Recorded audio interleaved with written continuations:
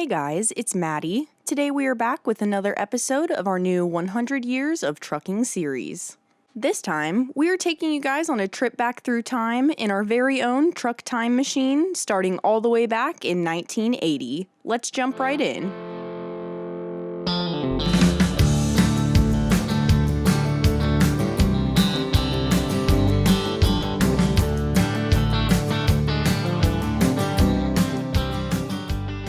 If you'll recall from our previous Trucking in the 70s video, we left off in 1979 in the midst of an imminent energy emergency due to the ongoing Iran hostage crisis. This oil supply shortage shocked the trucking community and sparked a surge of deregulation in the industry. As the new decade of the 1980s rolled around, the Motor Carrier Act of 1980 was enacted and served as a stepping stone into a more self-regulatory system. The liberalization of these laws, in conjunction with increased technological advancements, had a prolific impact on the industry in the years to come and changed the face of trucking forever. The 80s not only marked major movement within the trucking industry, but our nation as well, as we saw the socioeconomic shift towards conservatism and laissez-faire capitalism, which differed drastically from the preceding decade of disco. This shift in political policies gave rise to what would later be referred to as Reaganomics, as we welcomed newly elected President Ronald Reagan into office during this time.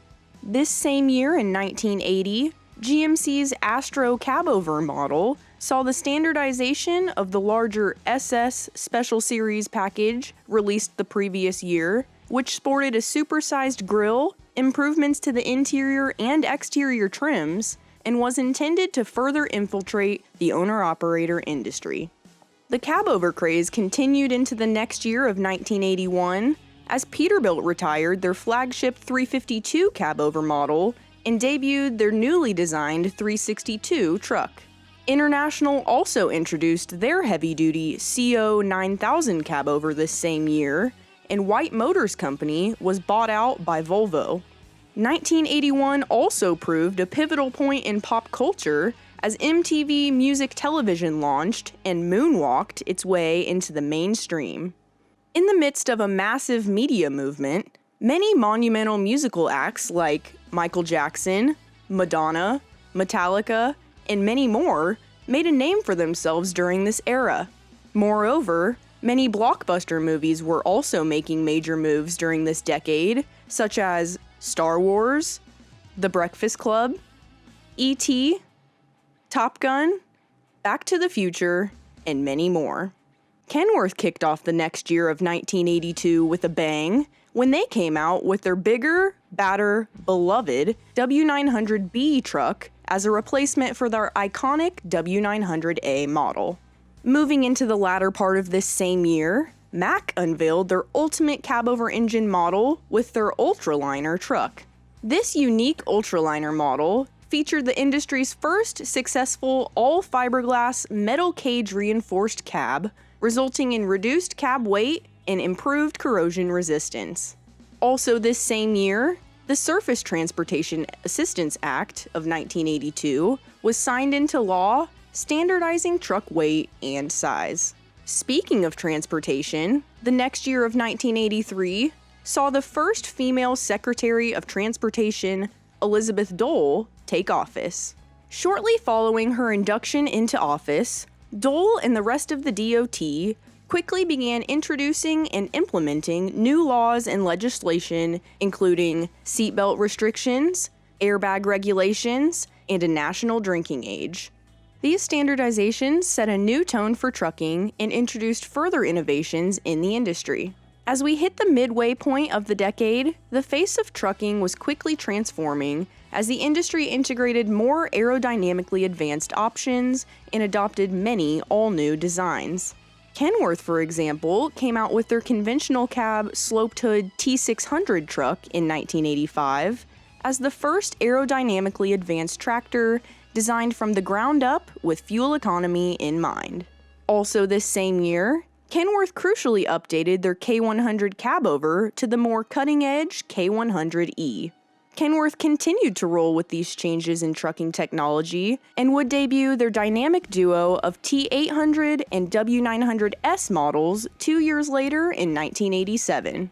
Freightliner further followed these technological trends that same year as the company introduced their freshly designed FLD truck as their first aerodynamic conventional tractor.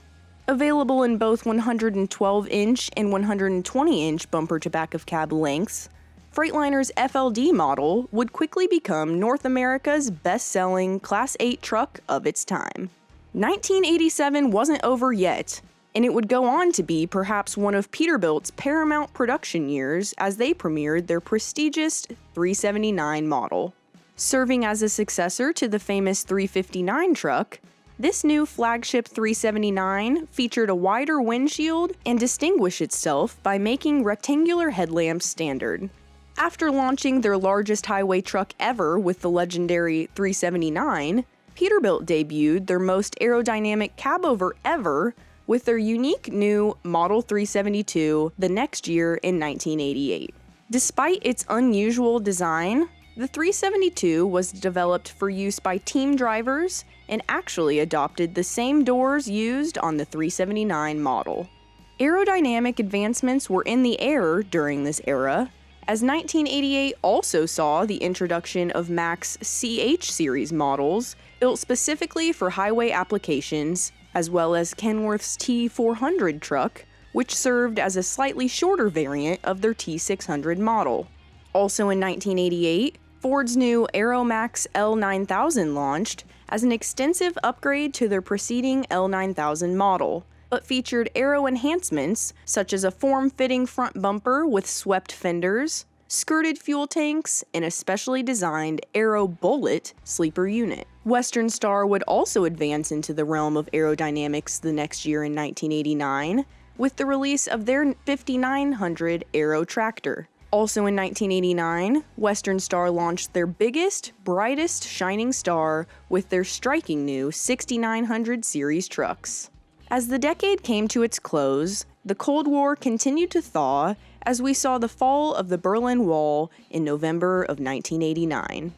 The crumbling of this symbolic physical and ideological concrete barrier signified a colossal cultural change not only for the country of Germany, but for the world as the new decade of the 1990s commenced. Thank you all so much for watching this decade of our new series, 100 Years of Trucking, Trucking in the 80s. Before you leave, make sure you like the video, check out the other videos on our channel, and subscribe.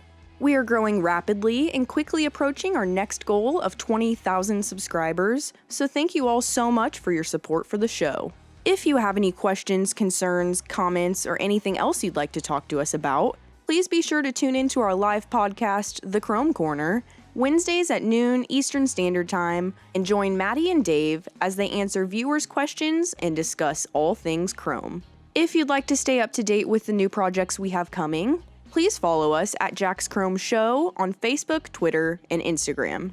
We still have our truck history shirts available on our website at jackschromeshow.com, so please be sure to check them out.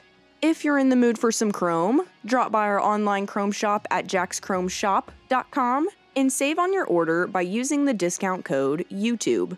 Thanks so much for watching, we'll see you next week, and remember guys, if your rig don't shine, you don't know Jack.